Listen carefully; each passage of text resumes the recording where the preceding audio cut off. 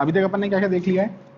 अपन ने triangle law देख लिया और पैरेललोग्राम लॉ देख लिया है।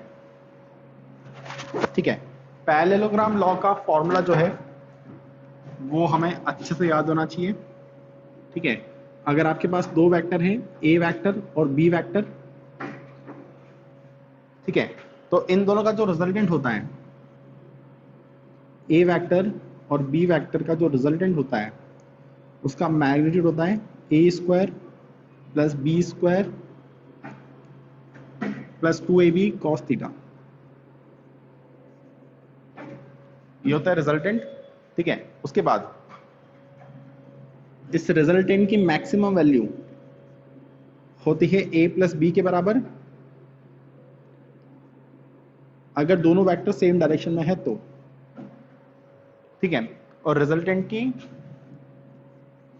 मिनिमम वैल्यू होती है a माइनस बी के बराबर, अगर दोनों वेक्टर ऑपोजिट डायरेक्शन में है तो। ठीक है, और इसमें अपन ने क्या देखा है? हमने ये देखा है कि अगर अपने पास दो वेक्टर होते हैं, ठीक है, एक वेक्टर है a और दूसरा वेक्टर है a, और दोनों वेक्टर्स के बीच में जो एंगल है वो अगर 120 के बराबर है, दोनों के बीच में एंगल 120 के बराबर है, तो इसका रिजल्टेंट भी a के बराबर आ जाता है। दोनों को ऐड करने पर आंसर वापस से a के बराबर आ जाता है। लास्ट क्लास में देखा था ना अपन ने ये। ठीक है, तो ये सारी चीजें अपन देख चुके हैं। अब हेडिंग डालो, कंपोनेंट ऑफ अ वेक्टर।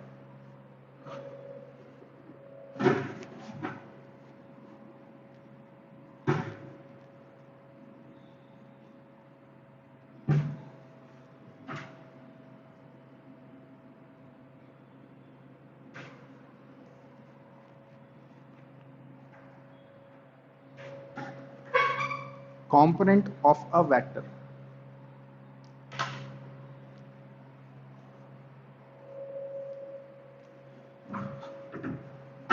अब इससे इंपॉर्टेंट कोई भी टॉपिक नहीं है वेक्टर के अंदर, सबसे ज्यादा इंपॉर्टेंट टॉपिक है कंपोनेंट ऑफ अ वेक्टर। बहुत सिंपल सा है। जैसे देखना एग्जांपल,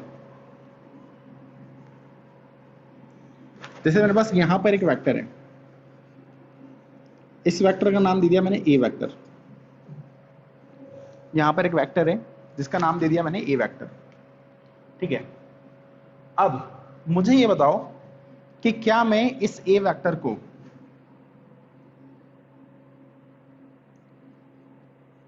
ये बी वेक्टर और ये सी वेक्टर के सम के फॉर्म में तोड़ सकता हूं? क्या मैं ऐसा लिख सकता हूं कि ए वेक्टर की value B vector plus C vector के बराबर होगी? हाँ, अगर मैं इस वेक्टर और इस वेक्टर को ऐड करता हूं तो हेड और टेल कोइंसाइड कर रहे हैं, तो ट्रायंगल लॉ से इनका रिजल्टेंट ये आएगा। ठीक है, तो अपन बोल सकते हैं कि A vector equals to B vector plus C vector. ठीक है, तो हमने क्या करा है? हमने यहां पर किसी एक वेक्टर को दो डिफरेंट वेक्टर के सम के फॉर्म में तोड़ लिया है। ठीक है, हमने एक वेक्टर को दो अलग अलग वेक्टर के सम के फॉर्म में क्या कर लिया है? ब्रेक कर लिया है। ठीक है, तो ये जो बी बना और ये जो सी बना, ठीक है, इनको बोलते हैं कंपोनेंट्स ऑफ ए वेक्टर।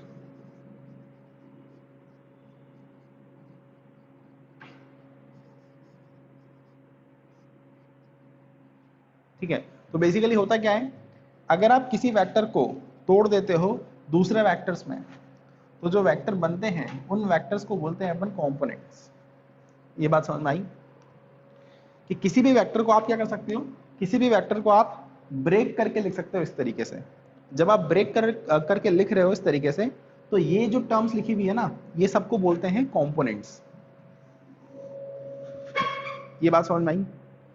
अब मुझे बताओ, किसी भी वेक्टर को आप कितने पार्ट्स में ब्रेक कर सकते हो, कोई लिमिट है क्या? जैसे यहीं पर मैं इसको ऐसे भी तो लिख सकता था, ये ए वेक्टर था, मैं इसको ऐसे बना लेता, मैं बोल देता कि यहां पर एक वेक्टर है बी वेक्टर, फिर यहां पर एक वेक्टर है सी वेक्टर, और फिर यहां पर एक वेक्टर है डी वेक्टर। ठीक है, ये एक वेक्टर है, उसके ऊपर एक वेक्टर रखा हुआ है, उसके ऊपर एक वेक्टर रखा हुआ है। पॉलीगॉन लॉ से अगर मैं तीनों को ऐड करता हूं तो ये वाला वेक्टर आ जाएगा। तो यहां पर अपन बोल सकते हैं कि ए वेक्टर की value B vector plus C vector plus D vector के बराबर होगी। ठीक है, इन तीनों को अपन क्या बोल सकते हैं, इन तीनों को अपन बोल सकते हैं कंपोनेंट्स। ठीक है, तो मैंने पहले 2 पार्ट में ब्रेक करा, फिर मैंने 3 पार्ट में ब्रेक करा। इस तरह से मैं कितने पार्ट में ब्रेक कर सकता हूं, कितने भी पार्ट में ब्रेक कर सकते हैं। हाँ, तो अगर आपके पास कोई भी वेक्टर है तो आप उस वेक्टर को इनफाइनाइट तरीके से ब्रेक कर सकते हो, या इनफाइनाइट कंपोनेंट्स के अंदर क्या कर सकते हो, ब्रेक कर सकते हो। ये बात आपको समझ में आती है? हाँ, कंपोनेंट एक आइडिया लगा, क्या है कंपोनेंट? कंपोनेंट मतलब क्या, कि किसी भी वेक्टर को तोड़ देना, ब्रेक कर देना। तो ब्रेक करने के बाद जो चीजें मिलती है उन चीजों को बोलते हैं कंपोनेंट्स। ठीक है, ड्रॉ कर सकते हो इसको।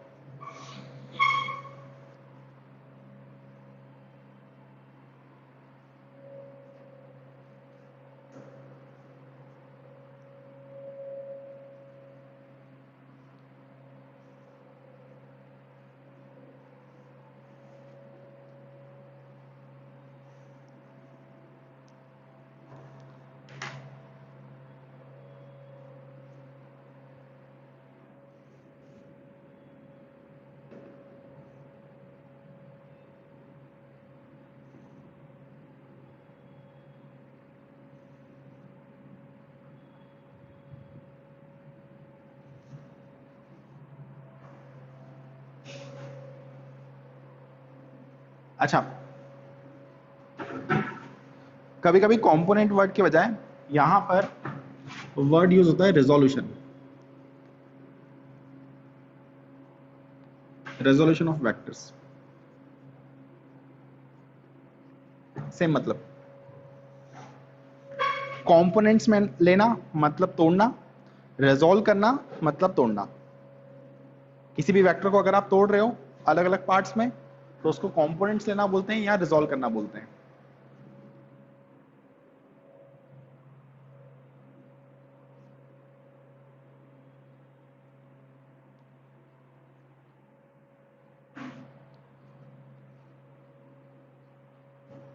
चलो, ये तो एक है ना बहुत जनरल सिनेरियो हो गया।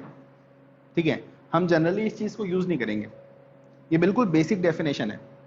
ठीक है, हमारे काम क्या आता है, हम जनरली क्या करते हैं, किसी भी वेक्टर को 2 पार्ट में ही रिजॉल्व करते हैं मोस्ट ऑफ द केसेस में। हम क्या करते हैं, वेक्टर को दो पार्ट्स में डिवाइड करते हैं, ठीक है। एक कंपोनेंट एक्स एक्सिस के अलोंग, एक कंपोनेंट वाई एक्सिस के अलोंग। हम सिर्फ दो पार्ट्स में ही क्या करते हैं, वेक्टर को ब्रेक करते हैं क्वेश्चन को सॉल्व करते समय। ये बात समझ में आती है? ये सब तो क्या था, एक जनरल डेफिनेशन जैसा था, ठीक है। एक्चुअल में हम क्या करते हैं, हम किसी भी वेक्टर को सिर्फ और सिर्फ दो पार्ट्स में ब्रेक करते हैं मेजॉरिटी ऑफ क्वेश्चंस में, ठीक है। एक कंपोनेंट एक्स के अलोंग आता है, एक कंपोनेंट वाई के अलोंग आता है, ठीक है। अब पर्टिकुलरली उस केस के बारे में बात कर रहा हूं, ठीक है। तो जैसे मैंने यहां पर एक्स एक्सिस बना लिया, यहां पर मैंने वाई एक्सिस बना लिया, यहां पर मैंने एक्स एक्सिस बना लिया, यहां पर मैंने वाई एक्सिस बना लिया, ठीक है। मेरे पास इस तरह का एक वेक्टर है, ए वेक्टर, ठीक है, जिस वेक्टर का मॉड स्मॉल ए के बराबर है। इस वेक्टर का मॉड कितना है, स्मॉल ए के बराबर है, ठीक है। और इसका यहां पर जो एंगल बन रहा है, ये एंगल हमें दे रखा है थीटा, ठीक है। अब समझना यहां पर कि मैं क्या कर रहा हूं,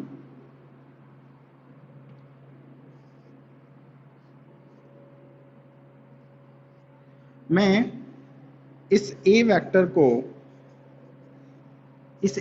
को क्या बोल सकता हूं, OP vector plus PQ vector.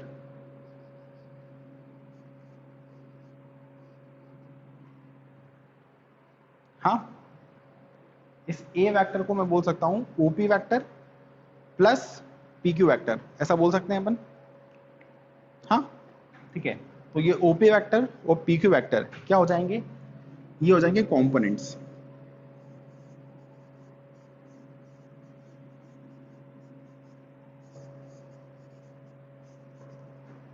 ये हो जाएंगे कंपोनेंट्स ऑफ ए वेक्टर, ठीक है। अब मैं क्या कर रहा हूं, ओपी वेक्टर की वैल्यू को लिखने की कोशिश कर रहा हूं, ओपी वेक्टर को रिप्रेजेंट करने की कोशिश कर रहा हूं, ठीक है। तो यहां पर देखना, मैं क्या कर रहा हूं, सबसे पहले इस ट्राइंगल के अंदर कॉस थीटा की वैल्यू लिख रहा हूं।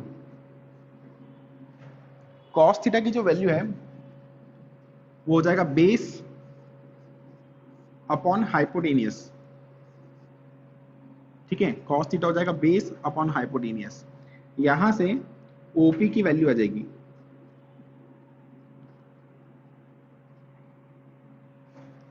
यहां से ओपी की वैल्यू आ जाएगी, ठीक है। सिमिलरली मैं पीक्यू की वैल्यू निकाल रहा हूं, ठीक है। पीक्यू की वैल्यू निकालने के लिए मैं इस ट्राइंगल में साइन थीटा का फॉर्मूला लगा रहा हूं, ठीक है। देखना, साइन थीटा हो जाएगा ऑपोजिट वाली लेंथ अपॉन हाइपोटेनियस, तो यहां से पीक्यू की वैल्यू आ जाएगी ए साइन थीटा, ठीक है। मैंने क्या करा, ओपी की लेंथ निकाल ली, पीक्यू की लेंथ निकाल ली। अब अगर मैं ओपी वेक्टर लिखना चाहता हूं, तो हमने ये पढ़ा है कि किसी भी वेक्टर को हम लिख सकते हैं उस वेक्टर का मैग्नीट्यूड, उस वेक्टर का मैग्नीट्यूड इनटू उस वेक्टर की डायरेक्शन। ओपी वेक्टर की डायरेक्शन जो है, क्या वो आई कैप के बराबर है, ओपी वेक्टर की डायरेक्शन आई कैप के बराबर है, ठीक है। तो यहां पर मैंने क्या करा, मैग्नीट्यूड लिखा और डायरेक्शन से मल्टीप्लाई कर दिया, तो ओपी वेक्टर की वैल्यू आ गई। सिमिलरली अगर मैं पीक्यू वेक्टर लिखना चाहूं, तो पीक्यू वेक्टर का जो मैग्नीट्यूड होगा वो हो जाएगा ए साइन थीटा, और पीक्यू वेक्टर की डायरेक्शन अगर अपन देखेंगे तो वो वाई एक्सिस के अलोंग है, मतलब जे कैप के अलोंग है, ठीक है। तो पीक्यू वेक्टर और ओपी वेक्टर को अपन इस तरह से लिख सकते हैं, ठीक है। जो ओपी वेक्टर है ना, जो ओपी वेक्टर है, इसको अपन बोलते हैं इस वेक्टर का एक्स एक्सिस के अलोंग कंपोनेंट। बात समझ में आ रही है? जो ओपी वेक्टर है उसको अपन क्या बोलते हैं, इस वेक्टर का एक्स एक्सिस के अलोंग कंपोनेंट। इसको अपन पढ़ेंगे component of a vector along x axis, ठीक है। और ये वाला जो वेक्टर है पी क्यू वेक्टर, आप चाहो तो इसको यहां पर रिप्रेजेंट करने की बजाय यहां पर रिप्रेजेंट कर सकते हो। पी क्यू को ऐसे रिप्रेजेंट करने के बजाय आप यहां पर भी रिप्रेजेंट कर सकते हो, क्योंकि वेक्टर को अगर अपन पैरेलल शिफ्ट करते हैं तो उससे वेक्टर की वैल्यू चेंज नहीं होती, ठीक है। तो जो पी क्यू वेक्टर है वो रिप्रेजेंट कर रहा है, पी क्यू वेक्टर जो है वो क्या रिप्रेजेंट कर रहा है, component of a vector along y axis, ठीक है। पी क्यू वेक्टर रिप्रेजेंट कर रहा है component of a vector along y axis.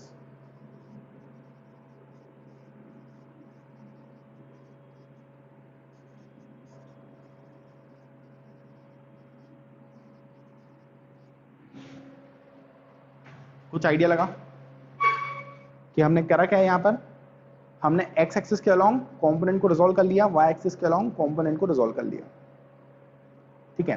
इसको नोट करो।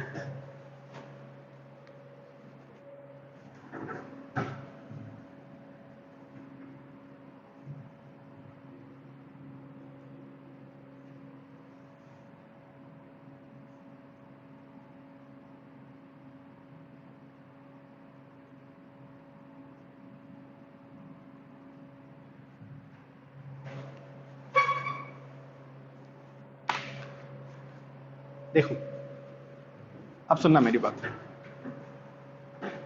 ये वेक्टर था, ये वेक्टर था अपना, इस वेक्टर का एक्स एक्सिस के साथ एंगल बन रहा था थीटा, इस वेक्टर का एक्स एक्सिस के साथ एंगल बन रहा था थीटा। तो जो एक्स एक्सिस के अलोंग कंपोनेंट आया वो कितना आया, ए कॉस थीटा आया। एक्स एक्सिस के अलोंग जो कंपोनेंट आया वो कितना आया, ए कॉस थीटा आया, ठीक है।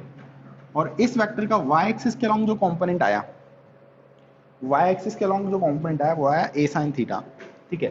बस इसको आप याद रखेंगे ऐसे कि अगर अपने पास एक वेक्टर है, उसका इस लाइन से एंगल थीटा बन रहा है, तो इस वेक्टर का इस लाइन के अलोंग कंपोनेंट होता है ए कॉस थीटा, और इस लाइन के परपेंडिकुलर, ये वाला बोल दो, ये वाला, इस लाइन के परपेंडिकुलर जो कंपोनेंट होता है वो होता है ए साइन थीटा, ठीक है। आप चाहो तो फिर आप इस वेक्टर को इन दो वेक्टर के सम के फॉर्म में लिख सकते हो। आप लिख सकते हो A vector equals to A cos theta I cap plus A sine theta G cap, ठीक है। एक और चीज देख लो कि जैसे ये वाई एक्सिस है, यहां पर अपना एक वेक्टर है ए वेक्टर,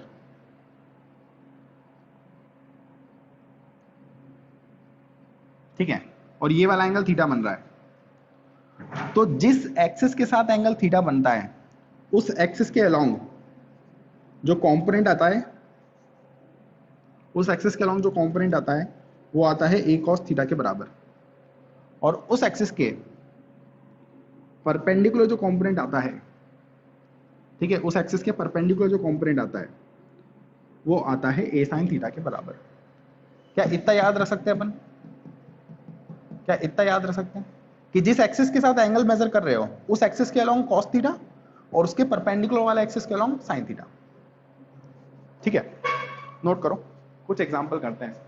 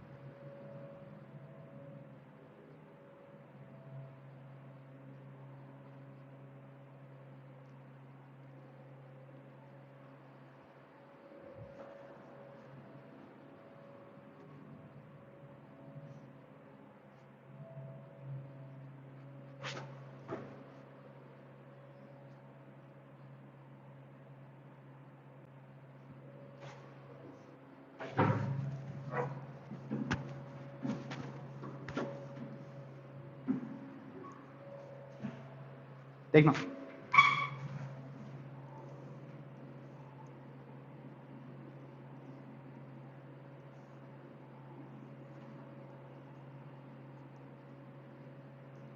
हमने यहां पर एक ब्लॉक रखा हुआ है, ठीक है, इस ब्लॉक पे इस डायरेक्शन में F फोर्स लग रहा है, ठीक है,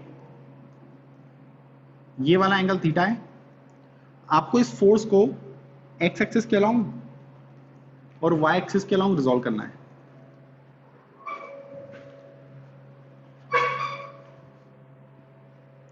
क्वेश्चन लिखो और फिर आंसर भी लिख लो। फोर्स को अपने को x एक्सिस और y एक्सिस के अलोंग रिजॉल्व करना है, या x के अलोंग कंपोनेंट निकालना है, y के अलोंग कंपोनेंट निकालना है।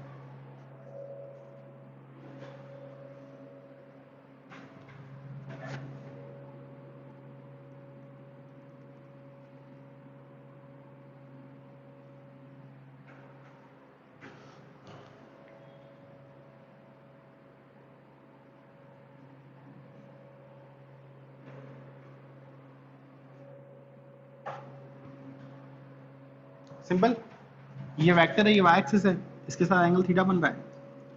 तो जिस लाइन के साथ एंगल थीटा बनता है उसके अलाउंग कंपोनेंट कॉस के साथ आता है। जिस लाइन के साथ एंगल बनता है उसके अलाउंग कंपोनेंट कॉस के साथ आता है, और उसके परपेंडिकुलर कंपोनेंट साइन के साथ आता है। तो ये वाला कंपोनेंट हो जाएगा f साइन थीटा। f था तो ये हो जाएगा f कॉस थीटा, ये हो जाएगा f साइन थीटा, ठीक है।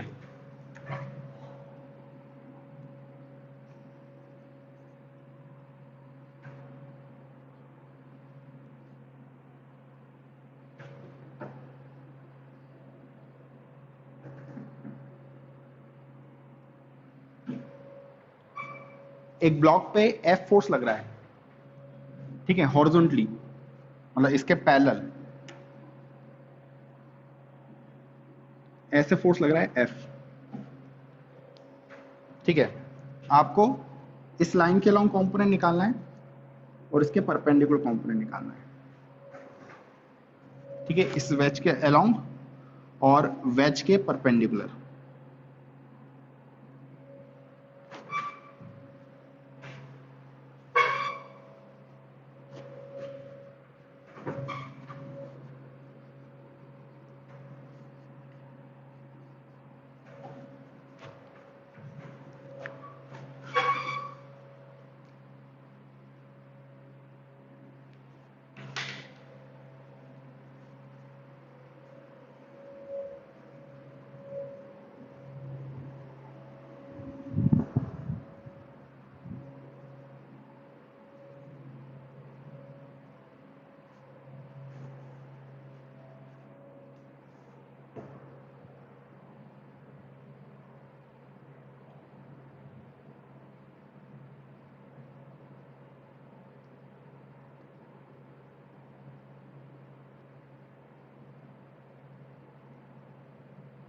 वेज के along F cos theta, wedge के परपेंडिकुलर F sin थीटा।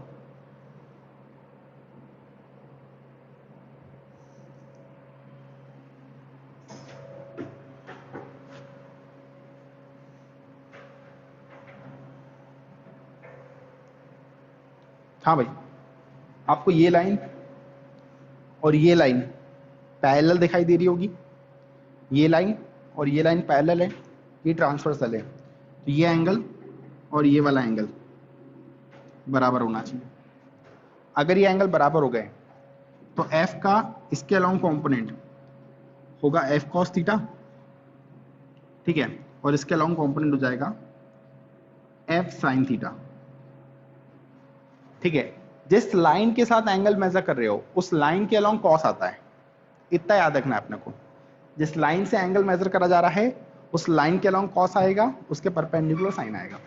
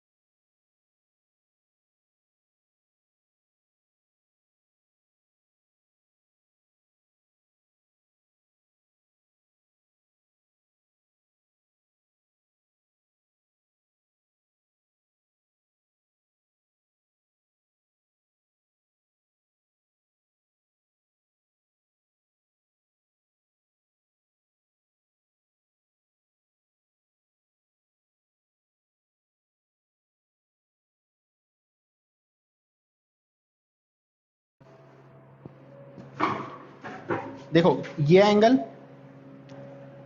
और ये एंगल, ये दोनों इक्वल होंगे। रीजन क्या है कि ये पैरेलल लाइंस हैं, ये ट्रांसवर्सल है, ये अल्टरनेट इंटीरियर एंगल्स होते हैं। जहां पर z बनता है ना, तो z के अंदर ये वाले जो एंगल्स होते हैं इनको बोलते हैं अल्टरनेट इंटीरियर, ठीक है। तो ये वाला एंगल और ये वाला एंगल क्या होंगे, बराबर होंगे। ये थीटा है तो ये भी हो जाएगा थीटा। इतना समझ में आता है अपने को कि ये वाला एंगल थीटा होगा, हाँ ठीक है। इसके बाद ये दिमाग में रख लेना जिनको नहीं पता है कि z के अंदर ये वाले जो एंगल होते हैं ये होते हैं अल्टरनेट इंटीरियर एंगल्स और ये बराबर होते हैं, ठीक है। अब ये थीटा है तो ये वाला एंगल निकाल सकते हो क्या? अगर आप ध्यान से देखोगे ना तो ये लाइन इस लाइन के परपेंडिकुलर बनाई है मैंने, ये इस लाइन के परपेंडिकुलर बनाया है, ठीक है। तो ये जो पूरा एंगल बनेगा, ये पूरा एंगल जो बनेगा ये होगा 90 का। इसमें से थीटा यहां पर चले गया तो यहां पर बचेगा 90 माइनस थीटा। ये वाला एंगल बन जाएगा कितना, 90 माइनस थीटा। अगर ये वाला एंगल 90 माइनस थीटा बन गया तो वापस से देखो, अब ये वाला एंगल कितना होगा, ये वाला एंगल देखो, ये एक्स एक्सिस है, ये वाई एक्सिस है। एक्स एक्सिस और वाई एक्सिस दोनों एक दूसरे के परपेंडिकुलर होते हैं, ठीक है।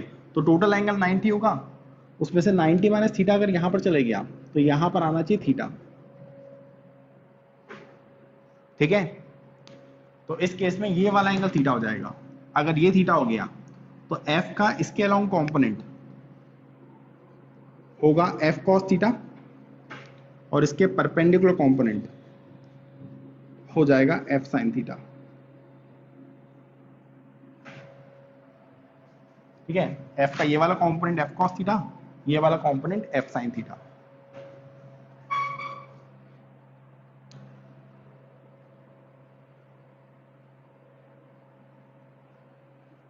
ठीक,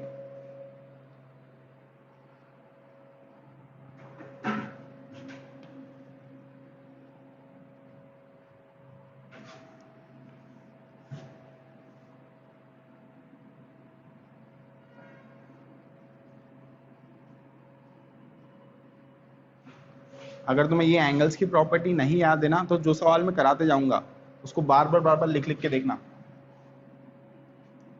ठीक है, बहुत सारे क्वेश्चन करेंगे अपन, कवर हो जाएगा उसमें। यहां पर अपन ऑब्जेक्ट पे नीचे की तरफ एफ फोर्स लगा रहे हैं, ये वाला एंगल थीटा है। ठीक है, ये है अपना, ये अपना एक्स एक्सिस है, ये अपना वाई एक्सिस है।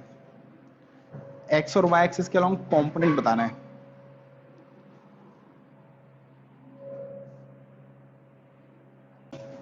ठीक है, तो होता क्या है, जैसे मुझे ऐसा ट्राइंगल दिखता है ना, जैसे मुझे ऐसा ट्राइंगल दिखता है, ये एंगल थीटा है, ये एंगल 90 है। ट्राइंगल में तीनों एंगल का सम 180 के बराबर होता है। ट्राइंगल में तीनों एंगल का सम क्या होता है, 180 के बराबर होता है। जैसे ही इक्वेट करोगे ये थीटा, तो ये आ जाएगा 90 माइनस थीटा। ये थीटा सॉल्व करने पे ये 90 माइनस थीटा आ जाएगा, अपने आप ये वाला एंगल आ जाएगा 90 माइनस थीटा। अगर ये 90 माइनस थीटा हो गया तो ये वाला एंगल अपने आप थीटा हो जाएगा। ये 90 माइनस थीटा हो गया, तो ये लाइन और ये लाइन परपेंडिकुलर है, ये 90 माइनस थीटा है तो ये थीटा होना चाहिए। ये हो जाने के बाद ये एफ है, तो एफ का ये वाला कंपोनेंट हो जाएगा एफ कॉस थीटा, क्योंकि इस लाइन के साथ थीटा एंगल बन रहा है, तो ये हो जाएगा एफ कॉस थीटा और ये हो जाएगा एफ साइन थीटा। ठीक है,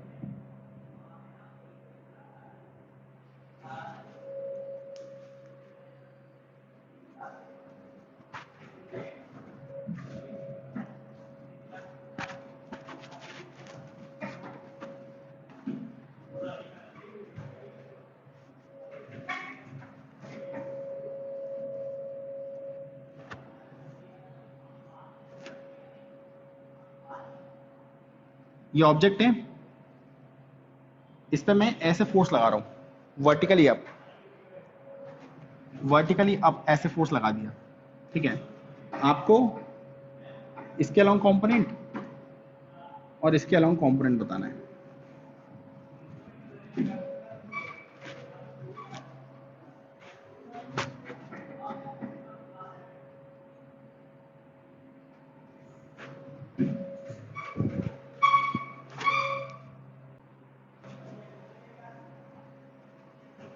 एक ऑब्जेक्ट है, इस पर वर्टिकल फोर्स लग रहा है, इस फोर्स का एक्स और वाई कंपोनेंट बताना है। ये वाला एंगल थीटा मान लो।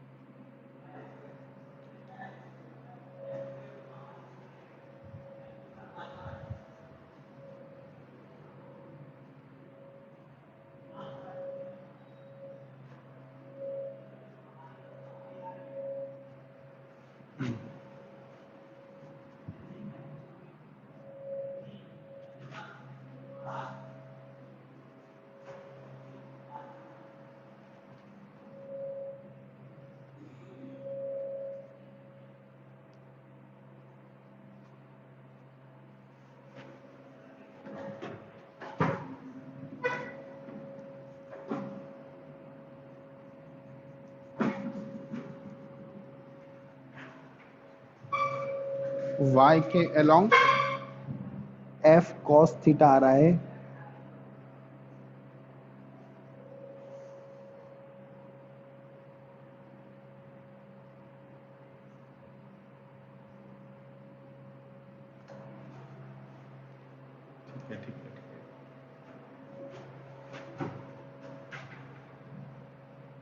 देखो ये थीटा है, ये थीटा है, देखना ये पैरेलल, ये और ये दोनों पैरेलल लाइंस है, ठीक है। तो ये वाला एंगल और ये वाला एंगल, ये दोनों एंगल हो जाएंगे करस्पॉन्डिंग एंगल्स। ये लाइंस है पैरेलल लाइंस, यहाँ पर ये वाला एंगल और यहाँ पर ये वाला एंगल, ये दोनों एंगल को बोलते हैं अपन करस्पॉन्डिंग एंगल्स। और ये दोनों एंगल क्या होंगे, इक्वल होंगे। तो ये थीटा है तो वो भी क्या हो जाएगा, थीटा हो जाएगा, ठीक है। थीटा बोल देने के बाद, थीटा बोल देने के बाद ये लाइन दोनों परपेंडिकुलर है। अगर ये थीटा है तो ये वाला एंगल हो जाएगा 90 माइनस थीटा, ये एंगल बोल दिया अपन ने। इसके बाद ये जो x है और ये जो y है, x और y भी एक दूसरे के परपेंडिकुलर है। x और y अगर एक दूसरे के परपेंडिकुलर है, ये 90 माइनस थीटा है, तो ये वाला एंगल अपने आप थीटा हो जाएगा, ये वाला एंगल अपने आप क्या हो जाएगा, थीटा हो जाएगा, ठीक है। एक बार ये थीटा आ गया,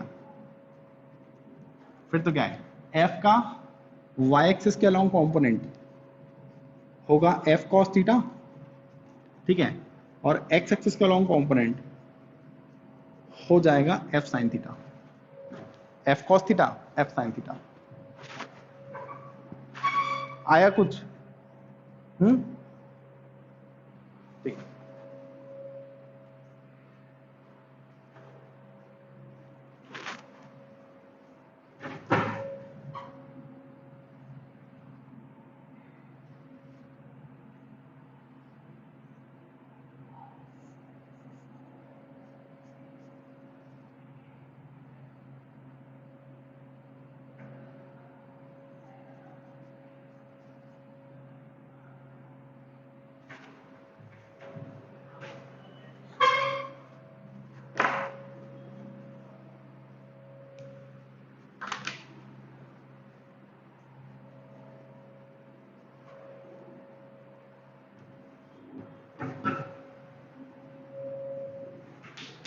ये वाला ट्राई करना है।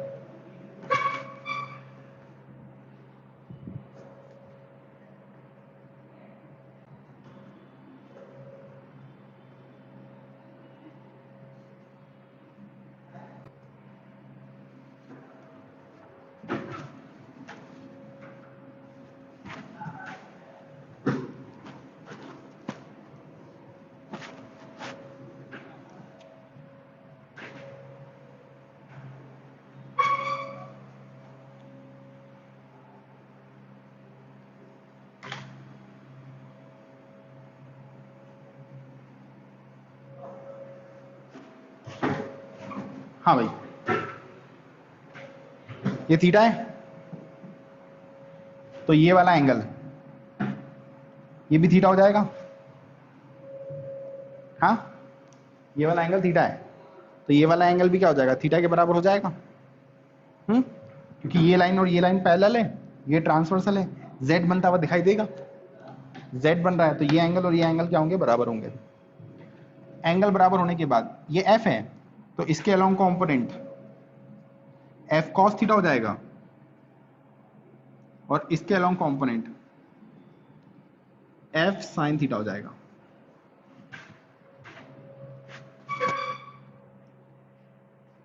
कर लोगे ना ये, ठीक है।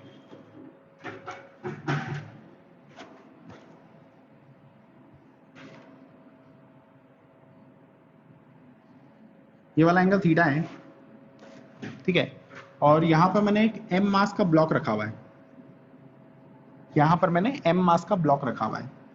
तो इस ब्लॉक पे क्या होगा, ग्रेविटी का फोर्स लगेगा, उस ग्रेविटी के फोर्स की वैल्यू होती है mg के बराबर। इस पे क्या होगा, ग्रेविटी का फोर्स लगेगा जिसकी वैल्यू होगी mg के बराबर, ठीक है। आपको ग्रेविटी के फोर्स का ये वाला कंपोनेंट और ये वाला कंपोनेंट बताना है। ये अपन x बोल देंगे, ये अपन y बोल देंगे।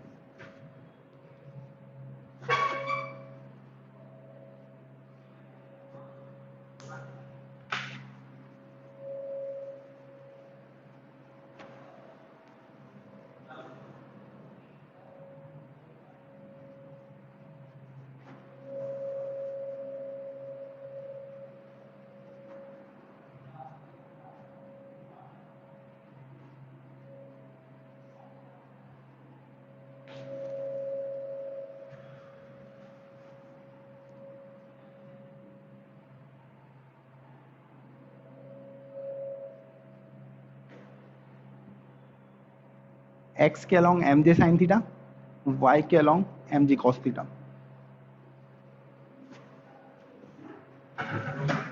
ये थीटा,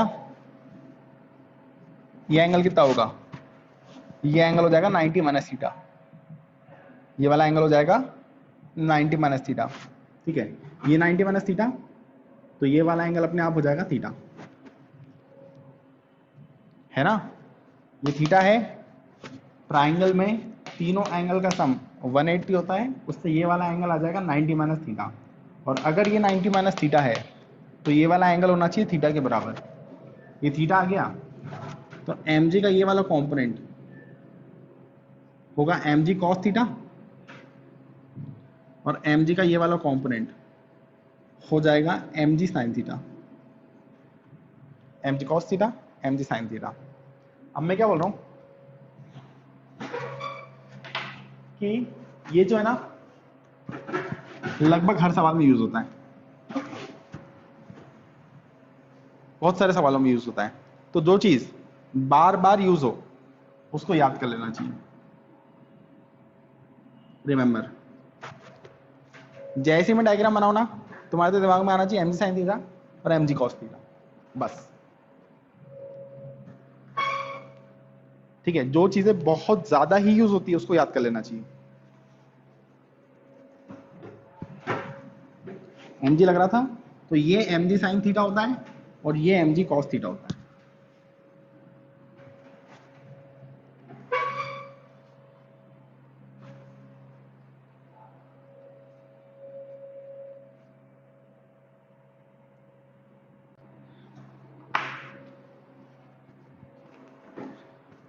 अब इससे क्या हेल्प होगी,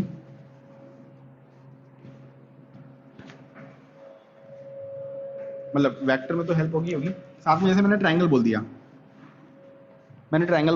ये ट्रायंगल है, ये वाला एंगल 60 डिग्री है और ये लेंथ 5 मीटर के बराबर है। क्या तुम ये वाली लेंथ बता सकते हो, ये वाली लेंथ बता सकते हो, ये 5, तो ये वाली लेंथ हो जाएगी 5 cos 60, ये 5, तो ये हो जाएगी 5 cos 60। वेक्टर में जैसा करते थे उसको डायरेक्टली यूज कर लो। ये लेंथ 5 है, इस लाइन के साथ 60 का एंगल बन रहा है, तो ये लाइन के अलॉन्ग कंपोनेंट cos के साथ आता है, तो ये वाली लेंथ भी cos के साथ आ जाएगी। ठीक है, और परपेंडिकुलर वाली लेंथ साइन के साथ आती है, तो ये वाली लेंथ साइन के साथ आ जाएगी। बात समझ में आई? डायरेक्ट यूज करेंगे अपन। अब इसके बाद मैं ट्रिग्नोमेट्री लगाने का नहीं बोलूंगा तुम्हें कि साइन 60 की वैल्यू लिखो ऑपोजिट अपॉन हाइपोटेनियस, उससे ऑपोजिट वाली लेंथ निकालो, ये कभी नहीं करने वाले। ये लेंथ पता है, तो ये लेंथ कॉस के साथ, ये लेंथ साइन के साथ। अरे ये बात समझ में आती है नहीं आती है? हाँ,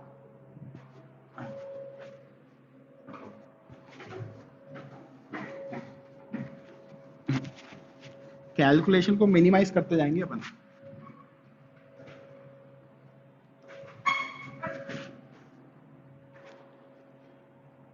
ये वाला एंगल 53 हो गया, ये वाली साइड है 7 मीटर के बराबर। आपको ये वाली साइड बताना है ए और ये वाली साइड बताना है बी।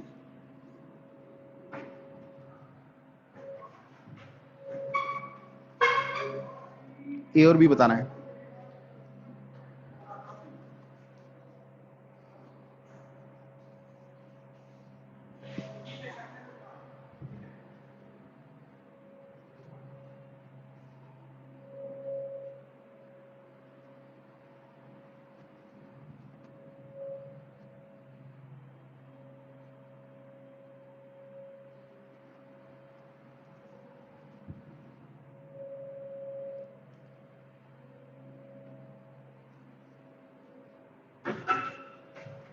ये 7 है, ये 53 का एंगल है, इस लाइन के साथ इसका एंगल बन रहा है 53, तो इसका ये वाला कंपोनेंट कॉस के साथ आएगा। ठीक है, तो ये वाली लेंथ में बोल सकता हूँ 7 cos 53 और ऑपोजिट वाली लेंथ 7 sin 53।